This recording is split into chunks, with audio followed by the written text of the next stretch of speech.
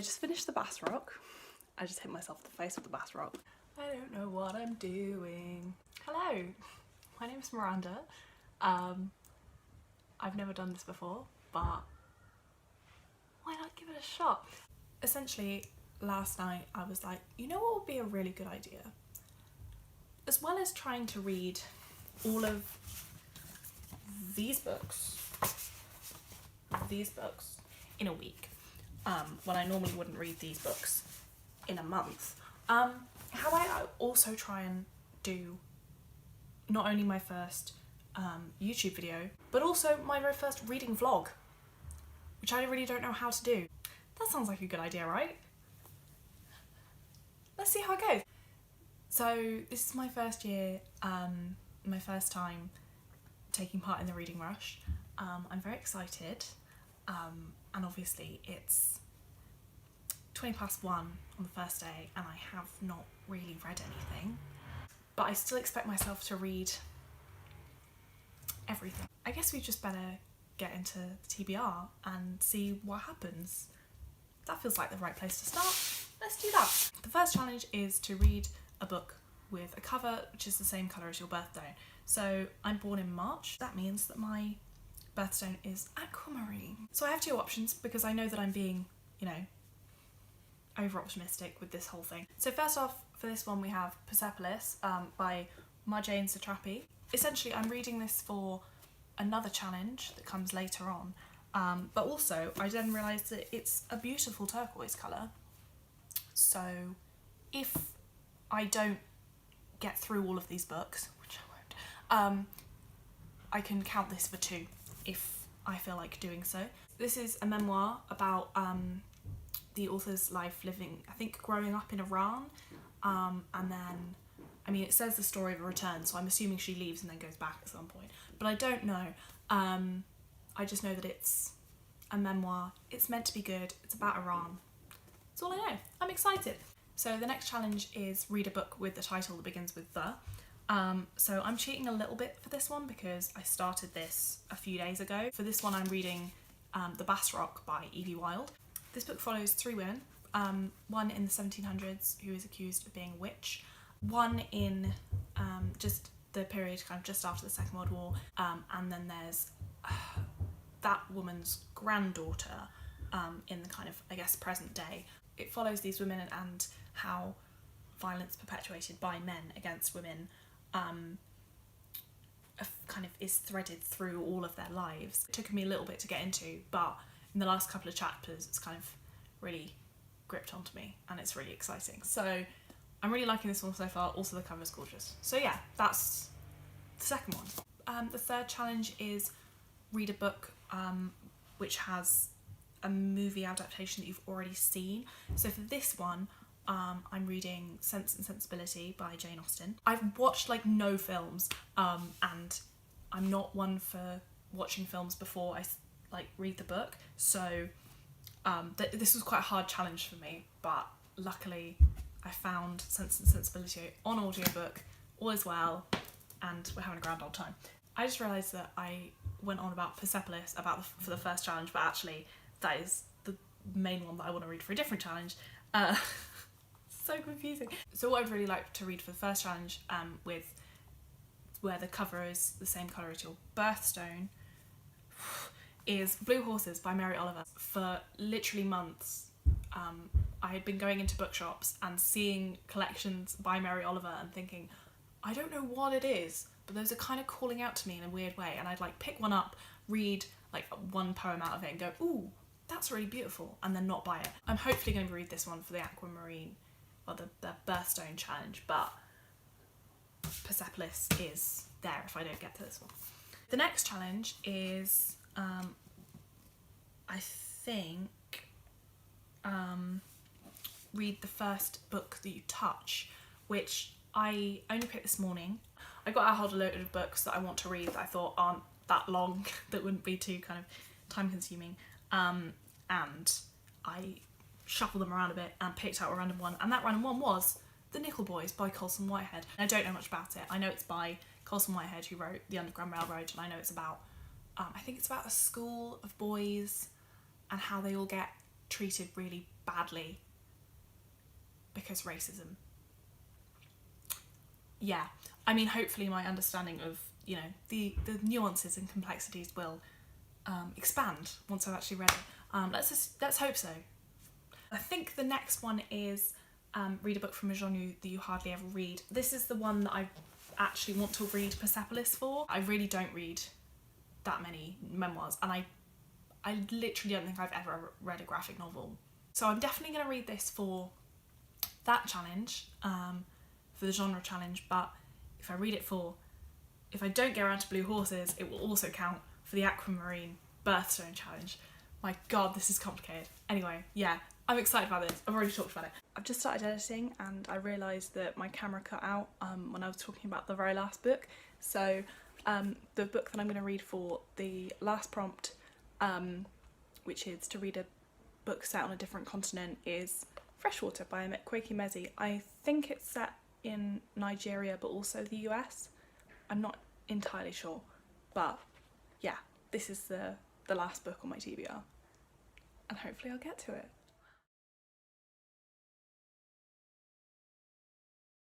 I've just made some progress on the Bass Rock. I'm on page 271 now. Can't remember where I was before, where I started, but I've probably read like, I don't know, 60 pages or something. It's not that much. Not far from the end now, which is great. But yeah, I'm really enjoying it. It's getting a lot better. It's getting a lot more kind of scary and tense. It's very slow, like nothing is happening, but I don't mind that. It's great. And the writing is absolutely beautiful. So yeah, I'm happy. It's 5 to 11 on Monday and I've just finished the Bass Rock and I'm obsessed. It's an amazing study of female depression for a start. I think that was one of the most amazing things that I found about it that I wasn't expecting.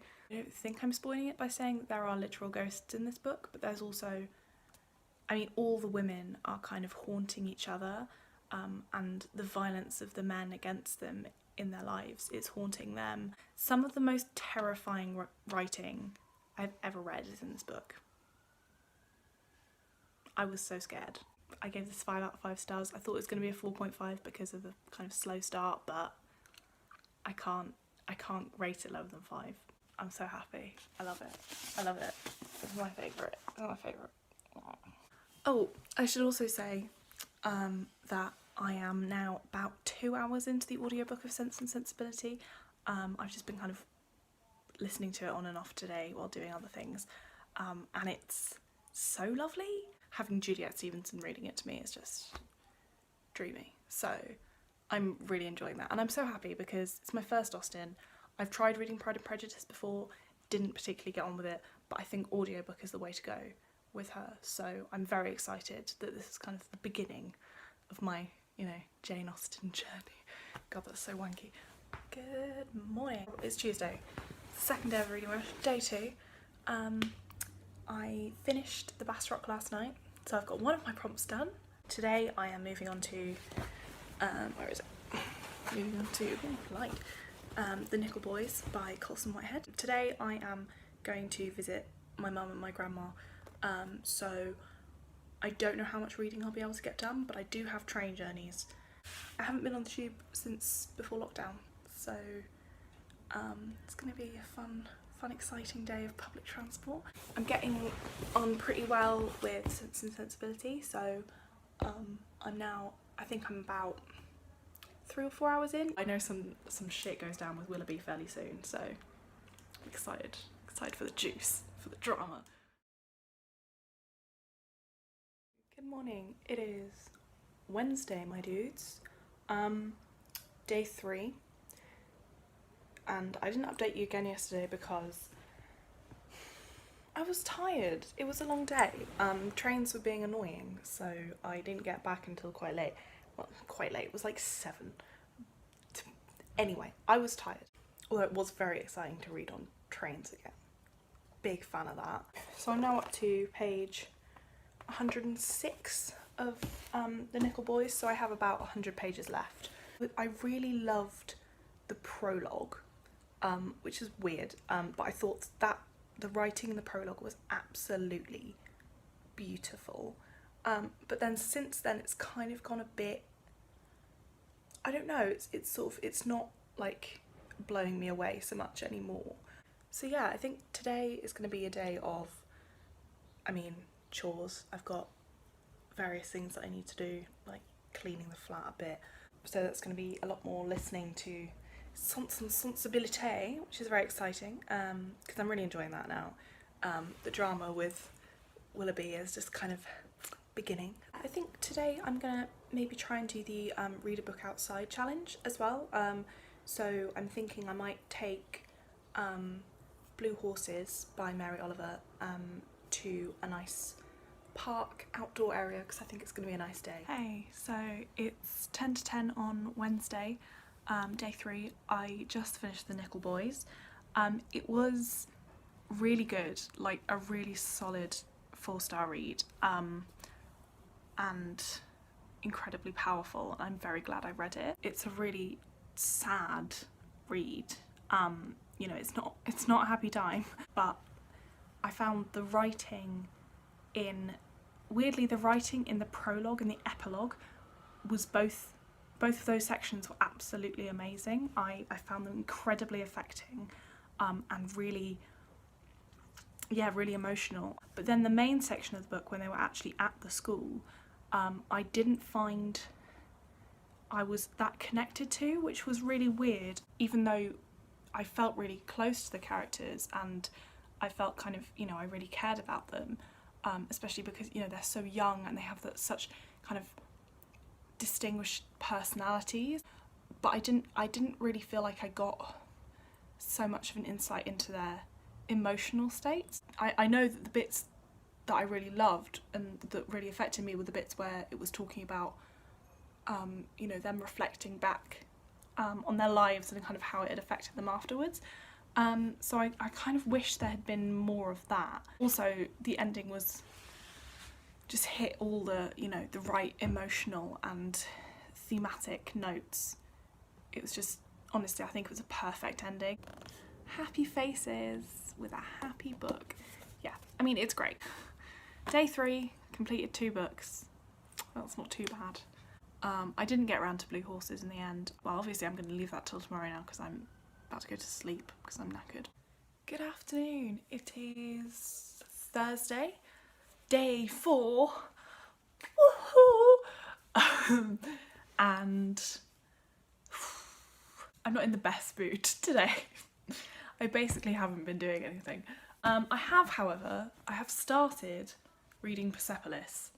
Finally, I've started it. I have literally been saying this for the last 3 days, but I think this afternoon might be the actual afternoon where I go to a park and read my outside book.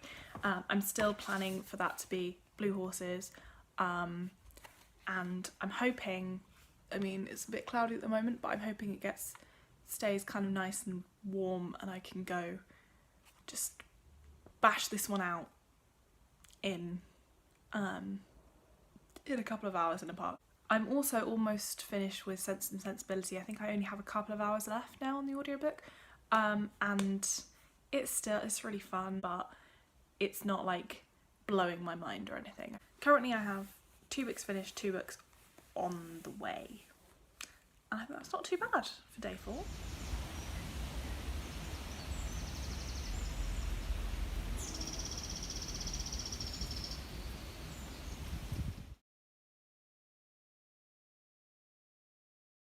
I'm gonna film this really quickly before anyone turns up. I've picked my spot. Here I am, having a grand old time. It's time to read Blue Horses. No matter what the world claims, its wisdom always growing, so it's said. Some things don't alter with time. The first kiss is a good example, and the flighty sweetness of rhyme. No matter what the world preaches, spring unfolds in its appointed time. The violets open, and the roses. Snow in its hour builds its shining curves. There's the laughter of children at play, and the wholesome sweetness of rhyme. No matter what the world does, some things don't alter with time. The first kiss, the first death, the sorrowful sweetness of rhyme.